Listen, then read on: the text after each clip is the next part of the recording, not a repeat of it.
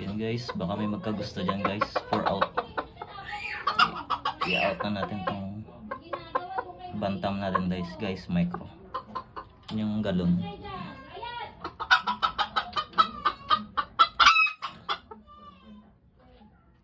Ganyan siya kalaki.